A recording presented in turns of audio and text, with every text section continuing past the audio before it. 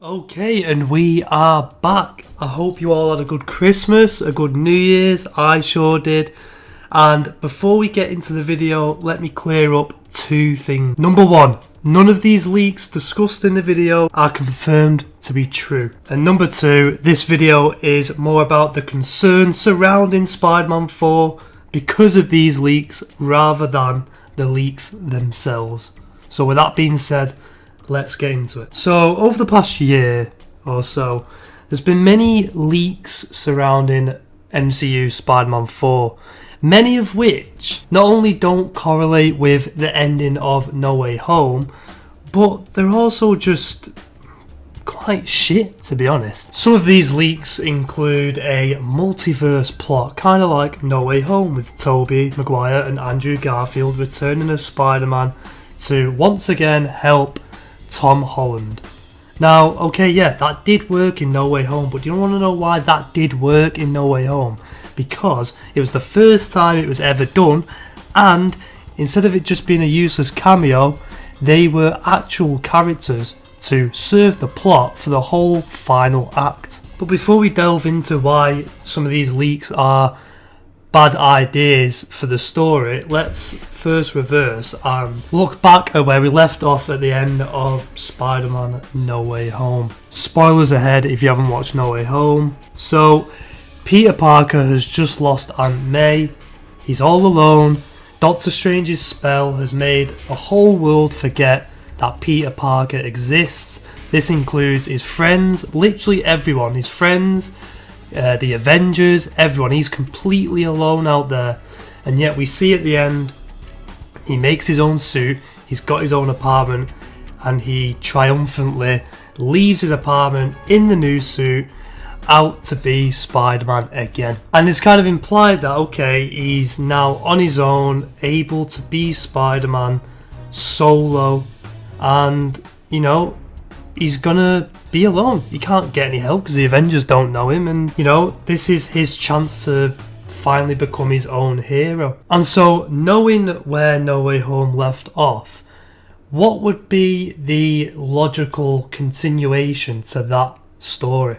Would it A, be a multiversal plot, B, a symbiote invasion plot, C, a team-up movie with Daredevil, or D, a solo Spider-Man story, as classic as it comes? Now, if you answered C and D, then you probably have a working brain and is a normal thinking human being who correctly understands plots of films and knows how to follow them and continue them naturally. But if A and B was the answer, if we were going to go with the leaks as supposedly Sony and Marvel are doing, then what the fuck is going to happen in MCU Spider-Man 4? Because this just does not line up whatsoever. A lot of people, myself included, after No Way Home, believe that going forward Spider-Man will be a street level hero. You know, he's not with the Avengers anymore, nobody knows him, he's on his own. So he's going to be a friendly neighbourhood Spider-Man, like his namesake. Okay, you might meet other street level heroes like Daredevil or Moon Knight or Luke Cage. It could be anyone. Yet the leaks don't seem to suggest this, and this is where people's growing concern for the film has come from, is because we were all led to believe, or hinted to believe, that this is where Spider-Man's going. He's going to be a street level hero, back to square one, and he's going to, you know, be his own man. But now we're being told, or supposedly being told, that there's going to be multiversal threats and symbiote invasions, and Tobey and Andrew are coming back from alternate universes, and it's going to be a huge big threat, huge Avengers level threat. It's like, for fuck's sake. The trouble is with these leaks is that it just doesn't line up with where we've last seen Peter. Like, Peter is on his own. Like, he cannot face a multiversal threat / symbiote invasion without help. Like, he's literally down on his luck. He's made a suit, a homemade suit. He's got nobody. He's living in a shitty apartment. Like, it makes sense that now he's going to face threats more on his league, like Kingpin or, you know, people like that. And this is why also people believe that he may team up with Daredevil, because usually in the comics, whenever Spider-Man is going after Kingpin, he seeks out the help of Daredevil, or vice versa, he seeks out Spider-Man's help. And it offers an interesting dynamic because they're both street level vigilantes going for a crime boss, and it's a nice tightly knit story. You know, none of this crazy world ending stuff, it's just a story of two heroes taking down a big villain. Now, this is assuming the leaks are true. All of this might not even be true, and if it isn't, then that is amazing. But the reason why people are growing more and more concerned about these leaks is because they're all following a pattern. They're all following what not only the recent MCU movies have been doing by incorporating multiversal elements, but they're all following along the same lines with each other. Like, each leak is like consistent, which is very rare for a Marvel film. Usually when a Marvel film comes out, you get leaks about multiple different plot lines, most of which don't even become true. But with Spider-Man 4, they all seem to be following a general rule, which is either a multiverse plot or a plot that can link it with Sony's Venom and make a whole symbiote invasion, King in Black, all that crap. That's why people are growing more and more concerned, because if they weren't true, why is it consistently being revealed?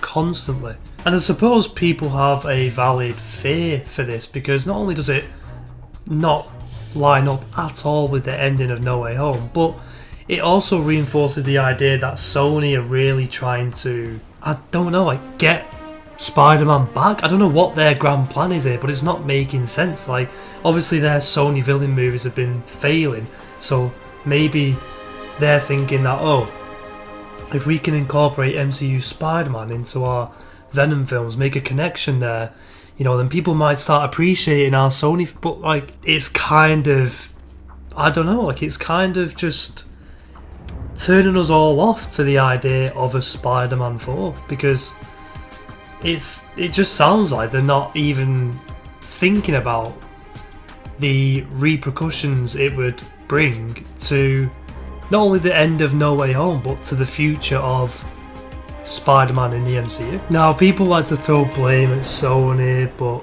I think Marvel is just to blame here, as well as Sony, because think about it, right? We are in the multiversal saga of the MCU, and to make Spider-Man 4 a multiversal movie would kind of make sense considering it is in that saga. However, you know, if Marvel do this, then what's the plan? Like, is it to link it to Avengers Secret Wars? Like, this is what I'm talking about, and this is where people's concern is coming from, because you do this multiversal plot, and then what? Where's it gonna go? Like, for Spider-Man, where is it gonna go? Like, this doesn't make any sense. What is his next step? Like, it just, I don't know. I really don't know. I really just don't know. And it just doesn't make, it's so contrived, it doesn't make sense whatsoever. It's actually hurting my brain as I'm sat here talking about it right now. Now, a symbiote invasion, hear me out, could work. And the way it could work is by not connecting it to any of the Sony films and keeping it strictly in the MCU. Like, this symbiote hasn't come from Tom Hardy Venom, but it's come from space as normal. And how they can do it is the symbiotes invade New York, kind of like Web of Shadows, and you can have it so Spider-Man has to team up with Daredevil, Luke Cage, Punisher, people like that, to take care of this threat. Because the Avengers, okay, yeah, they might help out, but they're not going to help Spider-Man not knowing him. You know, how can they help someone they don't know? That's like helping someone they don't trust. And so maybe by tackling this symbiote threat, Spider-Man gains the trust of the Avengers again. They don't know he's Peter, but they do gain the trust of Spider-Man, and he once again eventually starts helping them out. Not as an Avenger, but as a, like he is in the comics, just a support character for the Avengers. You know, he comes in, he helps out when he can, and they help him out when he needs it, if he needs it, which he usually doesn't at this point in his Spider-Man career. So they could definitely do that. How they're going to do the symbiote invasion plot, I don't know, but they could make it work like that, I think. And so that's why the symbiote invasion plot doesn't worry me as much as the multiversal plot, because like I said, as long as they don't connect it to the Sony Venom films, then I think there is a good fighting chance that it could work. And we could even see Spider-Man eventually getting the black suit. I mean, I know there's been loads of rumours that he's going to get it in Secret Wars, and that's probably true. But if not, he could definitely get it here, and that would be just as cool. But yeah, in an ideal world, we just want a street level, simple, classic Spider-Man tale where he takes down Kingpin or someone else just on his level. You know, he's being independent, you know, life's throwing everything at him and he keeps getting back up. If you want to throw Daredevil in there, go for it. I think the fans would love that. And it makes sense, you know, it lines up with No Way Home, and especially since Daredevil is now getting a show soon. So he is in New York and he is about, and you know, it can definitely work. And yeah, that is my thoughts, and that is basically what I wanted to say. So if you enjoyed this video, please leave a like, make sure you subscribe, and I will catch you all in the next one. Goodbye.